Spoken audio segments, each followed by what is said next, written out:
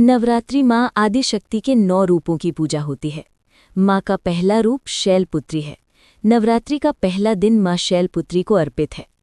माँ हिमालय की पुत्री के रूप में जन्मी, ये माँ स्थिरता और धैर्य की शक्ति है।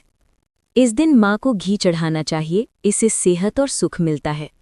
माँ का दूसरा रूप माँ ब्रह्मचारिणी। नवरात्रि का दूसरा दिन माँ ब्रह्मचारिणी को अर्पित है। माँ तपस्या और संयम का प्रतीक है। इन्होंने भगवान शंकर को पति मनाने के लिए कठिन तपस्या की थी।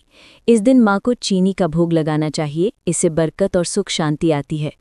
माँ का तीसरा रूप माँ चंद्रघंटा। तीसरे दिन माँ चंद्रघंटा की पूजा होती है।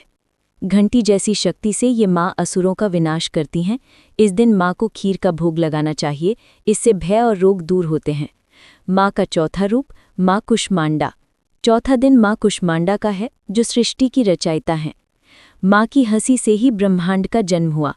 इस दिन माँ को मालपुआ का भोग लगाना चाहिए, इससे बुद्धि और आरोग्य प्राप्त होता है। माँ का पांचवा रूप माँ स्कंद माता। पांचवें दिन माँ स्कंद माता की आराधना होती है। माँ अपने गोद में कुमार कार्तिकेय को रखती हैं, जो सेना के देवता हैं। माँ ममता और शक्ति का प्रतीक है। इस दिन माँ को केले का भोग चढ़ाना चाहिए, इससे बुद्धि और धन वृद्धि होती है। माँ का छठा रूप माँ कात्यायनी। छठे दिन माँ कात्यायनी का है। माँ कात्यायन ऋषि के घर जन्मी और शक्ति रूप में असुर महिषासुर का विनाश किया। इस दिन माँ को शहद का भोग लगाना चाहिए, इससे विवाह में आने वाली रुकावटें दूर होती हैं। माँ का सातवां रूप माँ कालरात्रि। सातवां दिन माँ कालरात्रि का है, जो असुरों का नाश करती हैं। माँ का रूप भयानक है, लेकिन ये भक्तों की रक्षा करती हैं। इस दिन माँ को जैगरी या गुड़ का भोग लगाना चाहिए, इससे दुश्मन का भय खत्म होता है। माँ का आठवां रूप माँ महागौरी। आठवां दिन माँ महागौरी का है। माँ शुद्धता और शांति का प्रतीक हैं।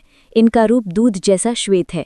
इस दिन माँ को नारियल का भोग चढ़ाना चाहिए, इससे जीवन में सुख शांति बढ़ती है। माँ का नवां रूप माँ सिद्धिदात्री।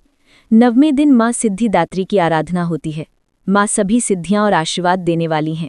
इस दिन माँ को तिल का भोग लगाना चाहिए, इससे जीवन में समृद्धि आती है।